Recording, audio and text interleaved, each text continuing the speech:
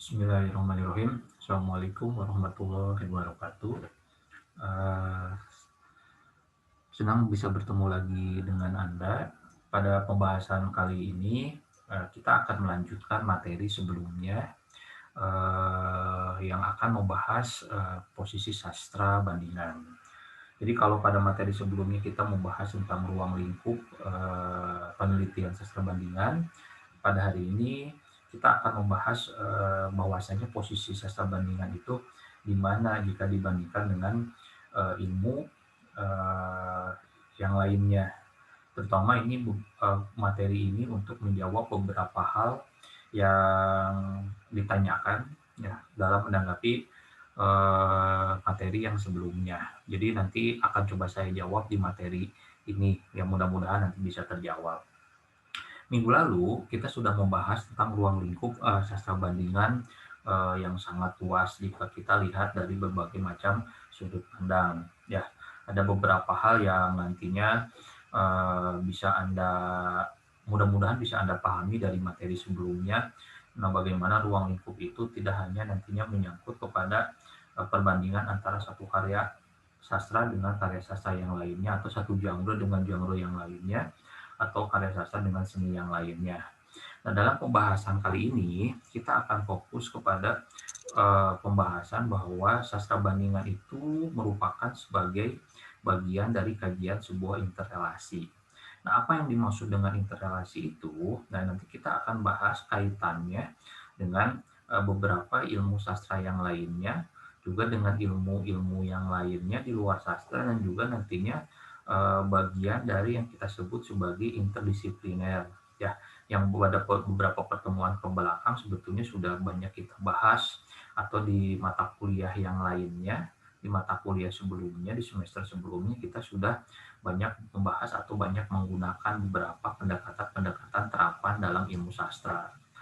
Nah, sebagai bagian dari ilmu sastra, ya, jadi kan kita lazimnya menyebutnya sebagai ilmu sastra, sastra sebagai ilmu, kita lazimnya menyebutnya sebagai ilmu sastra, ya, sebagai sebuah monodisipliner. Nah, jadi ilmu-ilmu sastra dasar itu nanti kita akan berbicara tiga hal atau empat hal, ya, dimulai dari teori sastra, lalu nantinya Anda dibekali dengan sejarah sastra, ya, dan juga nantinya Anda juga dibekali dengan kritik sastra baik sebagai sebuah teori atau materi, dan juga Anda juga nanti mempraktikkan pengetahuan-pengetahuan berkaitan dengan teori sejarah ya tersebut dalam praktik untuk mengkritik sebuah karya sastra atau mengkaji sebuah karya sastra yang sudah Anda aplikasikan di beberapa mata kuliah, salah satunya itu di mata kuliah kajian puisi, prosa, dan juga kajian drama. Nah, itu kita berbicara sastra sebagai ilmu, dan sastra bandingan merupakan bagian dari apa yang kita sebut sebagai ilmu sastra. Nah, berdasarkan aspek interdisipliner bahwasanya pada konteks sekarang atau kekinian kita nggak bisa nantinya hanya memecahkan sebuah fenomena, terutama fenomena yang ada tertulis di dalam sebuah teks sastra, itu semata-mata bisa dipecahkan atau bisa dikaji, bisa dianalisis dengan satu kacamata, dengan ilmu sastra saja. Tidak. Nah, oleh karena itu, diperlukanlah ilmu-ilmu yang lainnya yang sejauh ini sederhananya kita gunakan atau kita namakan sebagai sebuah pendekatan. Nah, pendekatan-pendekatan itulah yang kemudian nantinya melahirkan beberapa aspek-aspek interdisipliner dari pengembangan atau elaborasi dari ilmu sastra dengan ilmu-ilmu yang lainnya. Nah, beberapa hal tersebut sebetulnya secara aplikatif sudah kita gunakan. Ya, yang paling populer misalkan kita pernah menggunakan atau saya pernah menjelaskan kepada Anda tentang struktural semiotik. Ya, bagaimana nantinya pembahasan karya sastra secara otonom dengan menggunakan pendekatan objektif, ya. Lalu berikutnya dikaitkan juga dengan nantinya bagaimana tanda-tanda itu muncul ya di dalam unsur-unsur intrinsiknya. Lalu kita bagi kajian struktural semiotik itu nantinya dibagi ke dalam beberapa bagian dalam konteks nantinya analisis sebuah karya prosa. Misalkan di analisis sintaksis nanti kita akan membahas tentang bagaimana alur dan pengaluran. dianalisis semantik bagaimana nantinya tokoh penokohan dikaji, lalu ada latar tempat, latar waktu, dan juga tema. Dan di aspek pragmatik bagaimana kita membahas tentang naratologi ya, dan juga intinya pada point of view, sudut pandang pengarang, pencerita intern kah atau pencerita ekstern kah. Belum lagi nanti kita akan membahas juga kajian dengan pendekatan sosiologi sastra, bagaimana kaitan antara sebuah teks dengan masyarakat. Dan yang paling penting nantinya yang selalu saya tekankan dalam konteks nantinya sosiologi sastra, kita akan berbicara nanti ada 3 hakikat ya, sosiologi pengarang, sosiologi karya, dan juga nantinya sosiologi pembaca. Atau dalam term yang lain, misalkan Ian Watt pernah mengatakan bahwa nantinya ada konteks sosial pengarang, sastra sebagai cerminan zamannya, dan juga tentang fungsi sosial sastra. Belum lagi nantinya kita membahas tentang bagaimana aspek psikologis, aspek psikologi gitu ya di dalam konteks psikologi sastra. Nah, bagaimana nantinya bias-bias yang coba dimunculkan di dalam ilmu-ilmu psikologi, terutama tentang psikoanalisis yang dikembangkan oleh Sigmund Freud gitu ya. Nah, coba dielaborasi dengan fenomena-fenomena yang ada tercatat di dalam sastra. Makanya karena tidak mau karya sastra itu akan berbicara nanti tentang lakuan dari tokoh. Bagaimana tokoh itu berbuat, bagaimana tokoh itu memunculkan dirinya baik oleh narator atau dirinya sebagai tokoh yang muncul di dalam karya tersebut ya, dengan mengungkapkan nantinya berbagai macam karakter dan lain-lain, sehingga nantinya konflik itu muncul di dalam cerita dan lain-lain. Termasuk nantinya dalam aspek ini antropologi sastra gitu ya.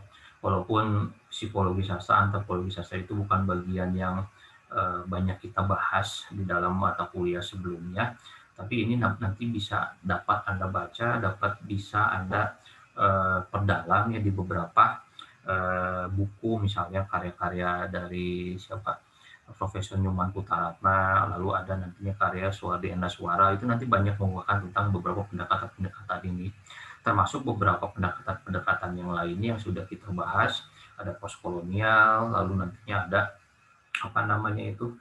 kritik sastra feminis ya, dan intertekstualitas seperti itu, atau bahasa lainnya itu resepsi sastra. Nah, jadi ilmu-ilmu terapan tersebut sebagai bagian dari kerangka interdisipliner sejauh ini sudah kita gunakan sebagai bagian dari pisau analisis ya dalam mengkaji sebuah karya sastra. Tapi jangan lupa, nah, pendekatan itu digunakan sebagai bagian dari alat bantu ya untuk nantinya Anda menganalisis karya sastra. Nah, jadi sebagai alat bantu itu, jadi kajian-kajian tadi atau pendekatan-pendekatan tadi itu hakikatnya itu kita tempatkan sebagai alat bantu ya untuk mengkaji objek karya sastra yang kita bahas. Nah, sebagai alat bantu ya tentunya nanti dia hanya berfungsi sebagai pendamping gitu ya, sebagai pendamping untuk melihat bahwa ada fenomena-fenomena ya yang dicoba dituliskan oleh pengarang atau penyair ya atau penulis drama di dalam sebuah teks sastra. Nah, namun yang perlu Anda pahami dalam konteks penelitian sastra bandingan ini adalah bahwa antara sebuah teks sastra gitu ya dengan teks-teks yang lainnya itu nanti posisinya itu sejajar. Jadi bukan nantinya saling membantu dalam konteks seperti ilmu pendekatan tadi yang hakikatnya interdisipliner, tapi antara teks sastra misalkan kita kaitkan atau kita bandingkan dengan misalkan teks antropologi, teks sosiologi, kita tempatkan itu dalam posisinya yang setara. Nah, jadi tidak satu lebih unggul, yang satu lebih rendah misalkan, atau yang satu lebih tinggi, yang satu lebih rendah. Nah, tidak seperti itu. Nanti posisinya itu sejajar yang saling melengkapi dalam konteks nantinya penelitian. Ya, jadi karya sastra itu tidak semata-mata nantinya dijadikan sebagai gejala kedua saja, tapi diposisikan sebagai sebuah ilmu dan yang setara dengan ilmu-ilmu yang lainnya. Nah, makanya kalau kita lihat berdasarkan wilayah, kan kita pada pertemuan sebelumnya kita sudah bahas ada kategori berkaitan dengan sastra lokal, sastra nasional, sastra dunia. Nah, sastra bandingan itulah yang nantinya mencoba memperlihatkan bahwa bagian-bagian yang dalam konteks wilayah dan juga dalam konteks keilmuan sebagai monodisiplin dan interdisipliner tersebut nantinya akan saling akan saling melengkapi dalam sebuah posisi yang setara seperti itu. Nah, makanya sebagai sebuah kajian interdisipliner, sastra bandingan itu nantinya membutuhkan ya pembanding dengan beberapa ilmu-ilmu yang lain yang tadi sifatnya itu setara. Jadi kalau misalkan ada mendengar nanti novel sejarah gitu kan ya, misalkan saya beri contoh misalkan ada apa namanya itu burung-burung manyar kayak ya Dewa Wijaya gitu ya. Di situ dicatat tertulis di dalam sampul bukunya sebagai novel sejarah gitu kan, atau misalkan karya Pramudia Anantatur misalkan yang bercerita tentang tokohnya Mingke ya, tetralogi Pulau Buru itu selalu dikatakan sebagai novel sejarah. Tapi jangan lupa karya sastra itu sifatnya fiktif. Nah, adapun muatan-muatan faktual itulah yang harus kita cari dalam teks-teks sejarah. Lalu kita bandingkan ya, lalu kita bandingkan beberapa fenomena sejarah yang ada dalam karya sastra tersebut nantinya dibandingkan dengan teks-teks sejarah yang nantinya melengkapi, bukan melengkapi, dari teks-teks sejarah yang nantinya sama berbicara tentang peristiwa tersebut. Lalu kita temukan persamaannya tersebut. Lalu kalau kita lihat perbedaan, nah jangan lupa hakikat dalam konteks membanding-bandingkan itu tentunya nantinya ada persamaan, ada perbedaan, ada afirmasi, ada negasi, dan nanti ada pengembangan juga nantinya ada pengurangan seperti itu. Itu merupakan hal yang wajar dalam sebuah proses membanding-bandingkan dalam sebuah proses nantinya atau bahasa lainnya itu adaptasi dan lain seperti itu. Dan juga misalkan ada beberapa ruang lingkup lainnya, misalkan sastra dengan seni, misalkan yang kita yang lazim akan banyak kita temukan adalah film gitu kan ya, film-film yang diadaptasi. Nah, ini kata kuncinya adaptasi ya, bukan terinspirasi. Nah, makanya ada dua. Nah, dalam kajian ekranisasi nanti ada istilah seperti itu yang harus Anda pahami, ada adaptasi, ada tadi saya sebutnya apa ya? Ada adaptasi dan juga ada terinspirasi. Nah, itu beda. Nah, jadi dalam konsep sebuah film yang berdasarkan dari teks gitu kan ya, kita sebutnya itu sebagai ekranisasi ilmunya, itu nanti lazimnya sutradara itu mengadaptasi. Nah, gitu ya. Sementara kalau terinspirasi itu ya dalam konsep nantinya mengambil benang merahnya, walaupun nantinya si sutradara tidak patuh terhadap sebuah teksnya. Tapi biasanya kalau dalam konsep adaptasi itu ada beberapa bagian besarnya yang dia itu patuh terhadap teksnya, walaupun beda teks, beda nantinya film dalam konteks media. Tentunya nantinya kalau film bisa bisa itu dibatasi dengan durasi, kalau misalkan teks tidak dibatasi dengan durasi dalam konteks nantinya mengapresiasinya. Oleh karena itu saudara harus sebisa mungkin nantinya merangkum ya, menafsirkan yang dalam proses adaptasi tersebut, sehingga nantinya walaupun patuh terhadap teksnya tentunya nantinya tidak akan bertele-tele, tidak akan karena ruang waktunya itu nantinya terbatas. Nah, itu kita perbandingkan misalkan salah satunya atau dengan seni yang lainnya, misalkan musikalisasi puisi kan nantinya tidak serta merta asal dalam kita memberikan atau melekatkan nada di dalam puisi yang coba kita musikalisasi. Kenapa? Karena Anda mesti paham dulu dengan benar bahwa hakikat puisinya itu atau makna puisinya itu berbicara tentang apa. Jadi sederhananya jangan sampai puisi tersebut berbicara tentang kesedihan, tapi Anda memberikan nadanya nada mayor, gitu kan. Tapi bisa juga diberi nada mayor, tapi tentunya tidak partnya itu tidak nantinya secara keseluruhan diberi part yang besarnya itu pada nada mayor, atau kecenderungannya kalau sedih dengan minor, misalkan sederhananya seperti itu gitu kan ya.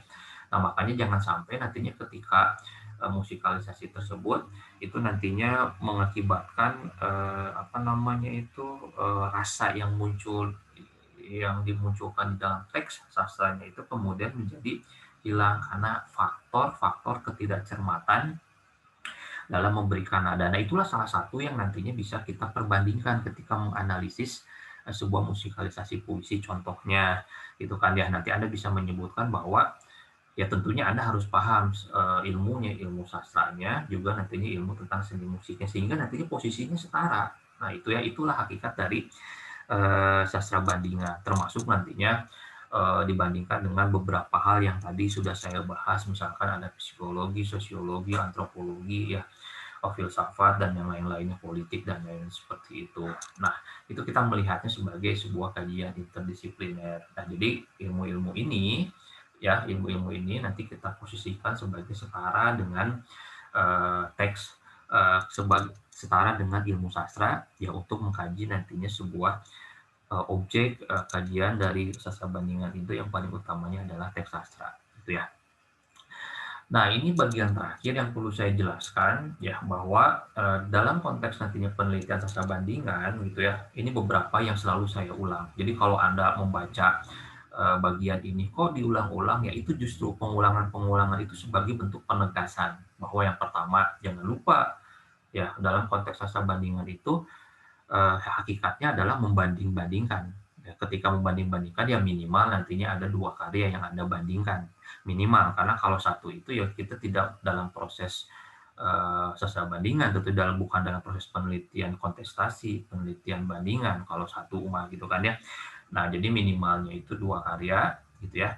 Nah, lalu yang paling penting adalah pemahaman ilmu sastra, teori, sejarah, kritik, itu harus menjadi apa namanya itu, Anda kuasai. Ya, makanya di sini semakin logis bahwa kenapa Anda harus lulus dulu teori dasar sastra, gitu ya. Kenapa lalu berikutnya Anda harus lulus sejarah sastra. Kenapa Anda harus pernah, gitu kan, menerapkan kritik sastra itu, ya, ke dalam nantinya penganalisis atau kajian sebuah karya sastra di mata kuliah kajian puisi, prosa, atau drama. Nah, inilah sebagai dasar, gitu kan, ya, Anda untuk nantinya melakukan penelitian sastra bandingan. Bagaimana mungkin kalau Anda mau membanding-bandingkan, kalau Anda melakukan penelitian sastra bandingan, tapi pemahaman ilmu sastranya itu nol, atau Anda belum punya pengalaman dalam mencoba mengkritik sebuah karya sastra dalam bentuk tulisan seperti itu. Nah, ini menjadi nantinya bagian yang harus Anda miliki dan juga harus Anda pahami, kuasai. Ya, lalu berikutnya kita berbicara ilmu-ilmu yang lain yang kita tadi sebut sebagai posisinya itu setara. Nah, lalu di poin yang kedua ini pun ini semakin menegaskan, kalau Anda ingat dari awal saya selalu mengatakan bahwa yang membedakan isi di kepala Anda itu dengan yang teman-teman yang lainnya, itu nanti seberapa banyak bahan bacaannya. Ya. Nah, makanya di sini akan bisa terlihat di dalam mata kuliah ini bagaimana keluasan Anda, keluasan pemahaman Anda, keluasan pemikiran Anda akan diuji, gitu kan, ya. Tidak hanya nantinya pemahaman ilmu sastra saja. Berulang kali saya selalu katakan bahwa Anda itu sarjana sastra, sarjana pendidikan yang salah satunya itu belajar bahasa dan juga belajar sastra. Tapi ilmu-ilmu yang lainnya harus Anda pelajari juga sebagai bagian untuk pemenuhan, gitu kan, ya. Nah, oleh karena itu, poin yang ketiga itu, wawasan keilmuan itu nantinya kita akan berbicara ilmu-ilmu yang lain di luar dari ilmu sastra yang memang wajib atau menjadi mata kuliah wajib yang mesti Anda kontrak dan harus Anda pahami seperti itu. Nah, kesetaraan dalam sastra dan ilmu-ilmu yang lainnya itu juga harus menjadi sebuah konsep yang harus Anda pahami. Ya, berulang kali tadi saya katakan bahwa bukan nantinya karya sastra itu sebagai fenomenon atau gejala kedua yang nantinya coba dibantu, didekati dengan beberapa ilmu-ilmu yang lainnya.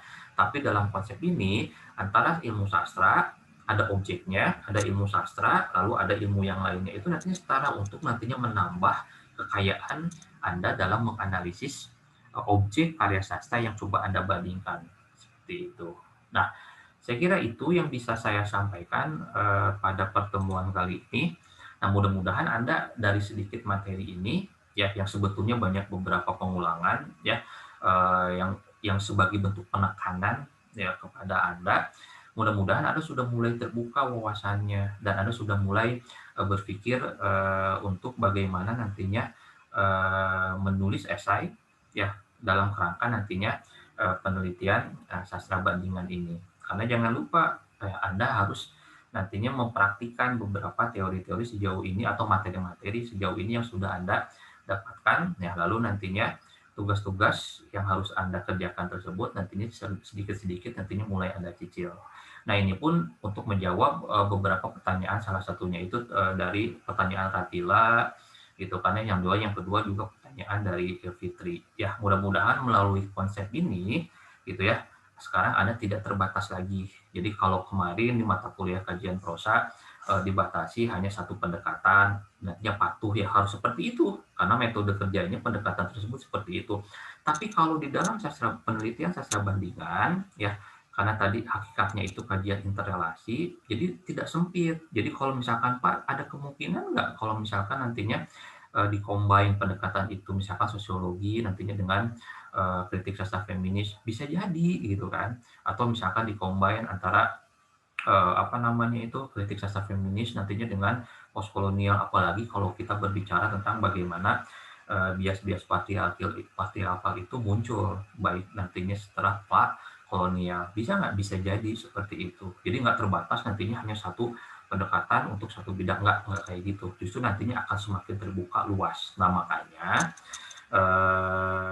tugasnya itu apa namanya, tidak kaku dalam bentuk makalah, tapi dalam bentuk esai. Mudah-mudahan dengan format esai tersebut akan semakin cair gitu Anda ketika menulisnya, tidak terbatas. Ya, saya kira itu yang bisa saya sampaikan. Ya, selebihnya nanti bisa Anda tanyakan lagi, dan juga tunggu Anda bisa membaca beberapa referensi berkaitan dengan posisi sastra bandingan dan juga ruang lingkup dan juga beberapa materi sebelumnya sebagai pengayaan Anda. Terima kasih, kita bertemu lagi pada pertemuan selanjutnya. Assalamualaikum warahmatullahi wabarakatuh.